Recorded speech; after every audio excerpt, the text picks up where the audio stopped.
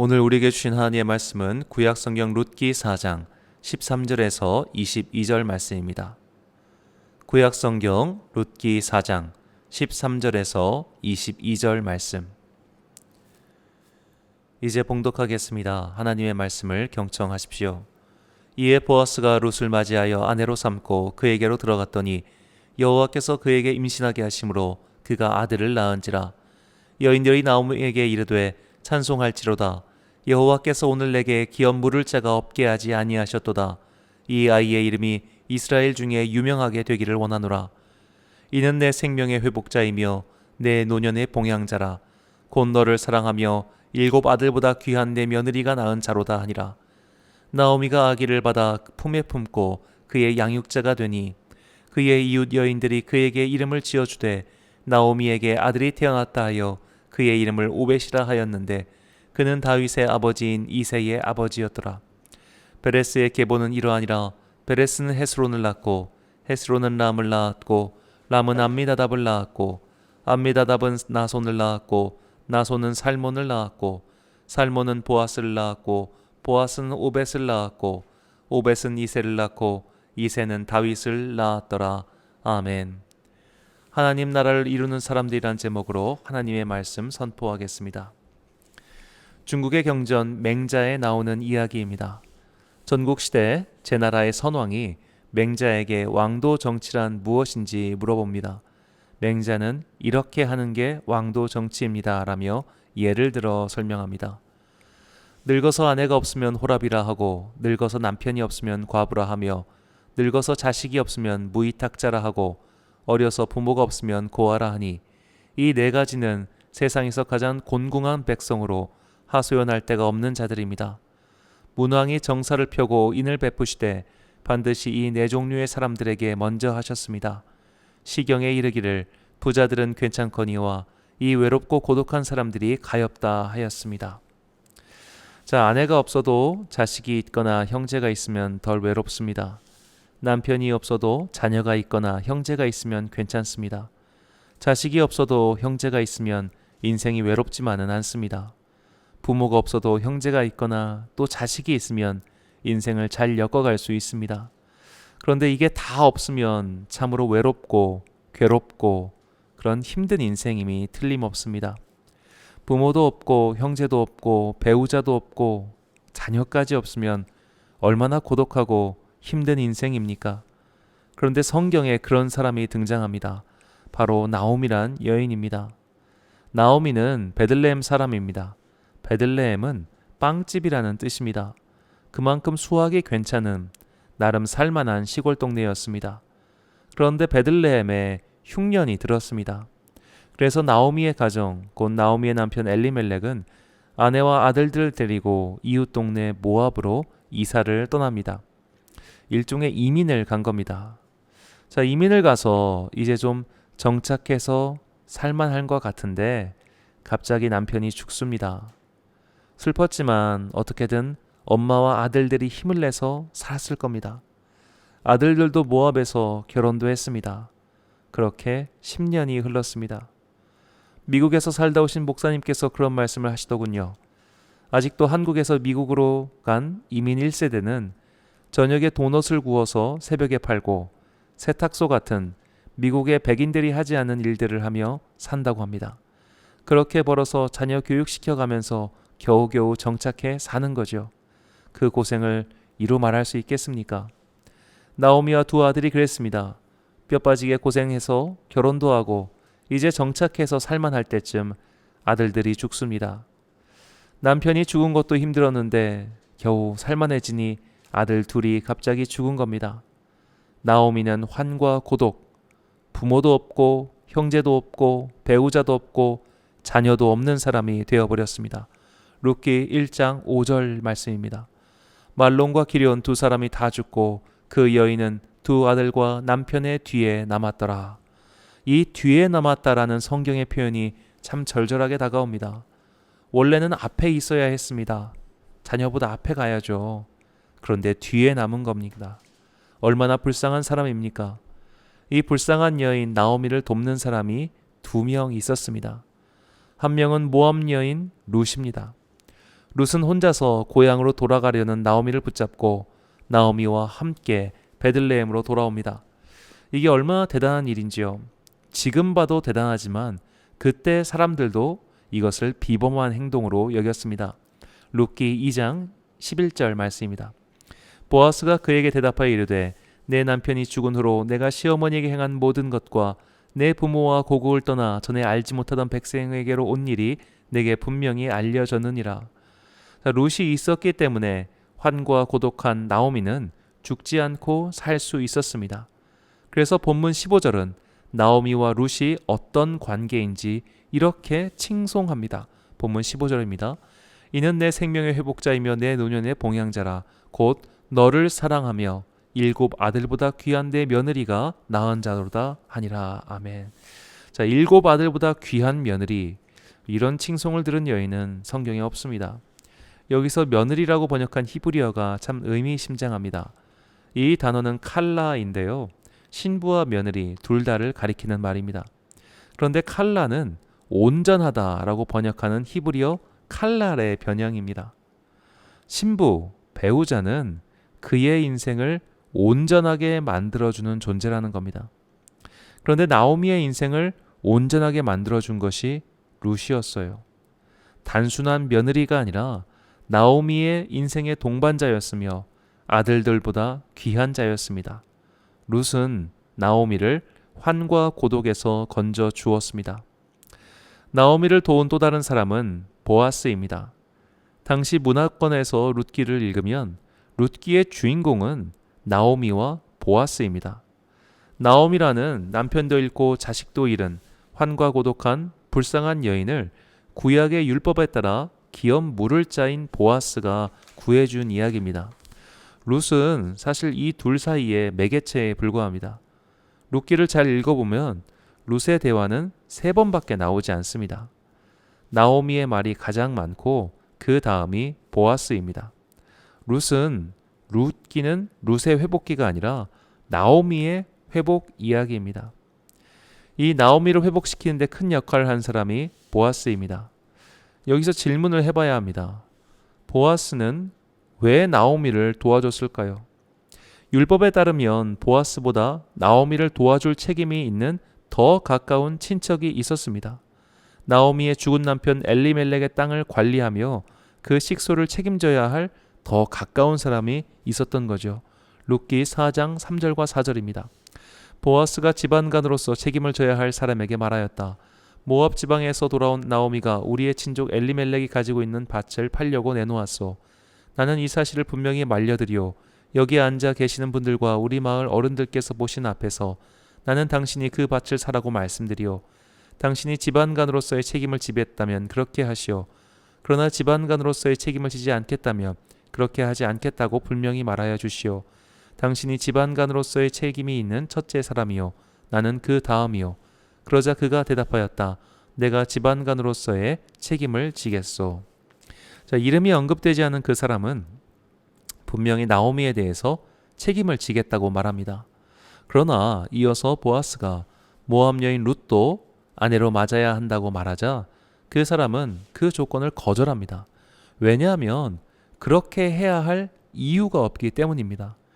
율법에 따르면 기업 물을 자는 남은 식솔만 챙겨주면 되지 굳이 남겨진 며느리와 소위 말해 계대 결혼까지 할 필요가 없습니다. 자, 그런데 보아스는 그렇게 합니다. 굳이 그렇게까지 안 해도 되는데 보아스는 그리 합니다. 이해타산을 따지지 않고 그렇게 하죠. 왜 그랬을까요?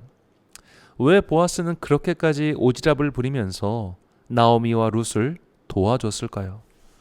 이 룻기의 내용을 로맨틱하게 생각하는 사람들은 이것이 마치 혼인 이야기처럼 생각하는 경향이 있습니다. 그래서 보아스와 룻의 러브 스토리로 생각하곤 하죠. 보아스가 룻을 보고 반해서 그렇게 도와준 것이다 라고 생각하는 사람도 있습니다. 그것은 큰 착각입니다. 성경은 참 냉정합니다. 여성의 외모가 예쁠 경우 남성도 마찬가지지만 반드시 예쁘다고 언급을 합니다. 룻기는 룻이 예쁘다는 말을 하지 않습니다. 그러니 룻은 그냥 평범한 여성이었을 겁니다. 자, 무엇보다 룻은 이미 한 번 결혼을 한 사람입니다. 자, 결혼을 했는데 결혼을 한 것보다 중요한 것은 그녀에게 자녀가 없다는 겁니다. 자, 오늘날 볼 때 이것은 뭐 괜찮은데라고 생각할지 모르겠지만 고대 사회에서 결혼을 했는데 자녀가 없어요. 그리고 혼자가 된 여성은 우대를 받지 못했습니다. 왜냐하면 자녀를 생산할 수 있는 능력을 검증받지 못했기 때문입니다. 오히려 남편이 죽었는데 자녀가 있는 사람이 환대를 받았습니다. 한 번 낳았으니까 또 낳을 수 있다는 게 증명됐잖아요. 그러니까 오늘날 현대사회의 관점으로 이걸 읽으면 안 됩니다. 룻은 굉장히 조건이 안 좋은 사람이었습니다. 더구나 이방 여인이죠. 자, 이방 여인의 이제는 결혼한 지 꽤 됐습니다. 그러니까 룻기를 어떻게 읽냐에 좀 다르지만 룻이 결혼 기간이 10년이라고 생각할 수 있어요. 결혼한 지 10년이 됐다. 자, 그렇게 따진다면 룻은 나이가 꽤 있는 소위 말해 중년 여성입니다. 그리고 자녀를 생산할 수 있는 능력이 검증 안 됐습니다. 자, 종합적으로 생각해 보면 예쁘지도 않죠. 자, 젊지도 않죠. 돈도 없죠. 자녀 생산 능력도 검증이 안 되었습니다. 더구나 군 식구 한 명이 추가됩니다. 룻은 재혼 혼처로는 너무나 안 좋은 상대입니다. 반면 보아스는 달랐습니다. 룻기 2장 1절을 보면 보아스를 가리켜 유력한 자라고 소개합니다. 히브리어로는 기보르 카일인데 성경에서 이 단어가 적용된 사람은 6명밖에 없습니다. 보아스는 그냥 지방 유지 정도가 아니라 상당히 명망이 있는 사람이었다는 소리입니다. 그렇게 명망에 있는 지방 유지가 결혼을 하지 않았을 리가 없죠. 그 당시랑 지금은 상황이 너무나 다르니까요. 자, 그런 사람이 뭐하러 예쁘지도 않고 돈도 없고 후사 생산 능력도 증명이 안 되었고 더구나 군 식구까지 딸린 사람과 왜 결혼합니까? 보아스는 왜 어째서 여러 가지 손해를 감수하고 주변 사람들의 눈초리에도 불구하고 이방 여인이며 과부인 룻과 결혼했을까요? 바로 보아스의 어머니인 라합이 아들을 그렇게 키워서 그런 겁니다. 여러분, 라합은 어떤 사람이었을까요? 라합에 대한 성경의 정보는 많지 않아서 우리가 정확히 그녀에 대해서 구상할 수 없습니다만 그녀의 삶을 유추할 수 있는 성경의 표현이 있습니다. 여호수아 2장 15절입니다. 라합이 그들을 창문에서 줄로 달아 내리니 그의 집이 성벽 위에 있으므로 그가 성벽 위에 거주하였습니다. 자, 왜 라합의 집은 성벽 위에 있었을까요? 성벽 위가 살기 편해서였을까요? 성벽 위는 일단 물이 올라오지 않습니다. 바벨론의 공중정원도 아닌데 그 당시 펌프가 있었겠습니까? 자, 대다수의 사람들은 성 밖에 살던가 혹은 성 안에 살았습니다. 성 밖에 있는 사람들은 성벽의 보호를 받을 수 없는 농노나 가난한 사람들이었겠죠. 성 안에 있는 자들은 상대적으로 보호를 잘 받을 수 있는 나름 중산층 이상의 사람들이었을 겁니다. 자, 그런데 라합은 성벽 위에 있습니다. 라합이란 사람은 여리고 안에서 철저히 주변인이었다는 소리입니다. 어느 쪽 집단에도 들어갈 수 없는 외로운 사람이 라합이었습니다. 주변인처럼 사회의 주류에 끼지 못했던 라합은 자녀를 어떻게 키웠을까요? 너는 반드시 성공해서 주류 사회에 들어가야 돼 라고 키웠을까요? 여호와 하나님을 소문으로 듣다가 실제로 그의 능력을 접한 라합은 여호와 하나님을 경외하는 자녀로 아들을 키웠습니다. 그리고 모세의 율법을 보면 하나님께서는 반복해서 고아와 과부를 돌보라고 말씀하셨습니다. 보아스는 그런 교육을 받고 자랐습니다. 자, 그런데 라합은 아들에게 한 가지를 더 바랬던 것 같습니다. 기왕 사람을 도와주는 거 화끈하게 하라는 겁니다. 오지랖을 좀 부리라는 겁니다. 빨리 도와줘 버려, 기왕 도와줄 거라고 가르친 겁니다. 그래서 아들의 이름을 보아스라고 지었습니다. 그 이름의 뜻은 빠르다입니다. 주변인으로 살면서 라합은 부모와 형제가 있었지만 고독한 사람들의 마음을 알고 있었습니다. 그래서 그의 아들이 그런 자들을 빠르게 돕는 사람이 되길 원했습니다. 그녀의 소망대로 보아스는 대단히 유력한 사람이 되었을 뿐만 아니라 무사람들에게 친절하고 선을 베풀고 기꺼이 나서서 남을 도와주는 사람이 되었습니다. 이렇게 보아스의 뒤에는 라합이 있었습니다. 그렇다면 나오미를 환과 고독의 상태에서 벗어나게 해준 사람은 여인 2명이었다는 소리가 됩니다. 룻과 라합이죠. 이 두 여인이 나오미라는 환과 고독한 여인을 살려주었습니다. 이 아름다운 이야기가 계속 이어져 오길 원하신 하나님께서는 예수님의 족보에 그 둘의 이름을 올려주셨습니다. 이것이 대림절 2번째 주일을 맞이한 우리에게 주시는 하나님의 메시지입니다. 룻은 자신의 터전을 떠나가면서까지 나오미와 함께 했습니다.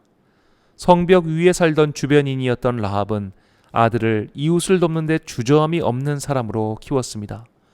우리 주님이신 예수님이 그런 분이셨습니다.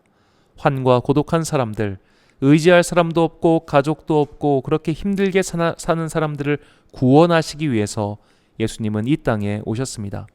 마태복음 11장 18절에서 19절입니다. 요한이 와서 먹지도 않고 마시지도 아니하며 그들이 말하기를 귀신이 들렸다 하더니 인자는 와서 먹고 마심에 말하기를 보라 먹기를 탐하고 포도주를 즐기는 사람이요 세리와 죄인의 친구로다 하니 지혜는 그 행한 일로 인하여 옳다함을 얻느니라. 아멘. 사람들은 예수님을 죄인과 세리의 친구라고 조롱했습니다. 그러나 하나님의 마음은 세리와 죄인 같은 환과 고독한 사람들에게 향해 있었습니다. 일개 인간 세상의 임금조차 의지할 데 없는 자들에게 관심을 기울인 것으로 성인의 반열에 올랐다면 어찌 세상과 만물 그리고 인간을 지으신 하나님께서 의지할 곳 없이 힘들어하는 이들에게 사랑과 관심을 기울이지 않으시겠습니까? 그 마음을 알고 계셨던 예수님께서는 주변의 시선이나 조롱에도 아랑곳하지 않으시고 그들과 어울리셨습니다. 부정하다고 손가락질하고 기피하던 한센시병 환자의 집으로 가서 식사를 하셨습니다. 하지 않아도 되는 일이었습니다. 굳이 그렇게까지 안 해도 되는 일이었습니다. 그러나 예수님은 그렇게 하셨습니다. 예수님을 찾아온 사람들이 저녁 때까지 곁에 머물러 있었습니다. 밥을 주지 않고 돌려보내도 되는 일입니다. 하지만 예수님은 그렇게 하지 않으시고 그들이 식사를 할 수 있도록 오병이어의 기적을 베풀어 주셨습니다. 무엇보다도 하나님의 아들이신 예수님께서 굳이 십자가에 달려 돌아가셔야 했을까요? 그렇게 하지 않으셔도 되지 않았을까요? 그러나 주님은 그 길을 그렇게 걸어가셨습니다. 우리 주님께서 그렇게 사셨다면, 그리고 그것이 복음이라면 우리도 그렇게 살아야 하지 않을까요? 예수님께서는 천국의 비유를 말씀하시면서 하나님께서 저주받은 자들과 복받은 자들을 구분한다고 말씀하셨습니다. 그 구분의 기준이 바로 사랑 베풀기입니다. 마태복음 25장 40절과 45절 말씀입니다. 임금이 대답하여 이르시되 내가 진실로 너희에게 이르노니 너희가 여기 내 형제 중에 지극히 작은 자 하나에게 한 것이 곧 내게 한 것이니라 하시고, 이에 임금이 대답하여 이르시되 내가 진실로 너희에게 이르노니 이 지극히 작은 자 하나에게 하지 아니한 것이 곧 내게 하지 아니한 것이니라 하시리니. 자, 룻은 환과 고독한 여인 나오미에게 선하게 대하였습니다. 이것은 주님께 선하게 대한 것과 마찬가지였습니다. 라합은 아들을 환과 고독한 사람들을 선하게 대하라고 가르쳤습니다. 이것은 주님께 선하게 대한 것과 마찬가지입니다. 이들의 이름이 영광을 받은 것은 바로 이런 이유에서입니다. 교회는 그리스도의 몸입니다. 그리스도의 손과 발이 되어 활동하는 것이 교회의 본질입니다. 예수 그리스도께서 외롭게 살며 고독에 떨고 있는 자들의 친구가 되어 주셨다면 교회는 이런 자들을 환대해주고 이런 자들과 함께하는 세상의 마지막 공동체가 되어야 합니다. 교회 안을 둘러보면 반드시 외로운 사람들이 있습니다. 자녀가 없고 부모가 없고 형제가 없고 배우자가 없는 사람들, 그냥 혼자서 교회를 다니는 분들이 계십니다. 그런 분들의 매우 중요한 공통점이 있습니다. 돈이 없다는 겁니다. 예나 지금이나 가난하면 고독해집니다. 성공한 사람들을 찾아오는 이는 많아도 가난한 사람을 찾아오는 이가 누가 있겠습니까? 그러니 교회는 항상 공동체 안에 있는 가난한 사람을 찾아가야 합니다. 외로운 이의 벗이 되어 주어야 합니다. 이 일을 하는 것이 신방입니다. 교구 목사를 하다 보면 평일 낮 시간에 신방을 받을 수 있는 가정은 실제 몇 가정 안 됩니다. 맞벌이 과정이 워낙 많고 학령기 자녀를 키우는 분들은 애들 학교 보내놓고 쉬는 게 아니라 그 사이 뭔가를 계속 해야 되기 때문에 바쁩니다. 자녀를 다 키우신 분들은 시간이 있을 것 같은데 그때가 되면 손주를 키우신다고 또 바쁩니다. 평일 낮 시간에 신방을 편하게 받을 수 있는 분들은 둘 중 하나입니다. 이제는 경제적 여유가 생기신 분들이거나 아니면 아무도 찾아오지 않는 가난한 사람이거나입니다. 그렇다면 교회는 누굴 먼저 찾아가야 할까요? 찾아올 리 없는 가난한 사람들입니다. 감사하게도 노년에 경제적 여유가 생기신 분들은 집에 계시지 않습니다. 반드시 어딜 다니십니다. 그분들은 오히려 신방 오는 것을 좀 귀찮아하십니다. 그런데 아무도 찾아오는 이 없이 혼자 집에 계시는 분들은 교인들이 신방 온다고 하면 그렇게들 반가워하십니다. 이게 그리스도인의 일입니다. 외로움과 가난은 동전의 앞뒷면입니다. 가난하면 외롭습니다. 그런 자들을 돕는 것이 주님의 뜻입니다. 신명기 15장 7절에서 8절 말씀입니다. 내 하나님 여호와께서 내게 주신 땅 어느 성읍에서든지 가난한 형제가 너와 함께 거주하거든 그 가난한 형제에게 내 마음을 완악하게 하지 말며 내 손을 움켜쥐지 말고 반드시 내 손을 그에게 펴서 그에게 필요한 대로 쓸 것을 넉넉히 구워주라. 아멘. 사랑하는 로뎀교회 성도 여러분, 오늘은 예수님의 탄생과 주님의 다시 오심을 기다리는 대림절 두 번째 주일입니다. 주님께서는 남다른 마음을 가진 두 여인, 불쌍한 사람을 돕는 것에 전혀 주저함이 없었던 두 여인을 통해서 이 땅에 오셨습니다. 우리 주님도 불쌍한 자들의 벗이 되는 것에 조금도 주저함이 없으셨습니다.